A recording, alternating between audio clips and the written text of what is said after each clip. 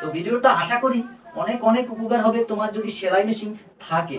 তো আজকের মূল বিষয়টা হলো, মূল সমস্যা হলো এই প্রেসার ফিট একদম কম যাবে, একদম কম যাবে। দেখো যদি আরো মোটা বানাই তাহলে তো প্রেসার ফিটের উপর থেকে যাবে কাপড়, নিচে ঢুকবে না। তো এটা তো একদম নরম, একদম কম মোটা। এর চেয়ে তো মোটা কাপড় আছে, যেমন অনেকের প্যান্ট, জিন্সের প্যান্ট নিচ থেকে কাটতে তারপরে এখানে তো ঢুকবে না, তা তো উপর থেকে যাবে। তো যাই হোক, আজকের এই প্রেসার ফিট কিভাবে আরো বেশি লাগানো যায়, কোনখান থেকে বেশি লাগানো যায় সেটাই দেখাবো। তো এজন্য আমি একটু মেশিনটা ঘুরাই নিতে হবে। এই যে দেখো, এখন এই সমস্যা হলে এই যে সামনের ব্যাক কভারটা, এই ব্যাক কভারটা একটা স্ক্রু একটু লুজ দিলে খুলে যাবে। এই যে দেখো আমি খুলে নিলাম। তো আমি খুলে নিলাম, খুলে নেওয়ার পরে দেখো আসলে একদম প্রেসার ফিট প্লেটের সাথে মিলানো, হালকা একটু জাগানো সামনাটা।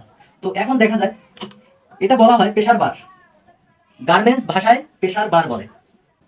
তো আমি যে কাজটা করবো দেখো, এই প্রেসার বার, এই প্রেসার বারের স্ক্রু আছে, এই স্ক্রুটা আমি লুজ করে দিচ্ছি।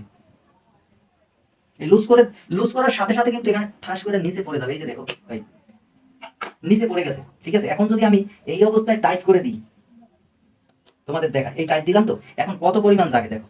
বন্ধুরা, তোমরা যদি পুরো ভিডিওটা দেখতে চাও তাহলে আমার এই ভিডিওর ডেসক্রিপশনে লং ভিডিওর লিংক দেওয়া থাকবে, চাইলে সেখান থেকে পুরো ভিডিওটা দেখে তোমাদের সেলাই মেশিন তোমরা ঠিক করে নিতে পারো।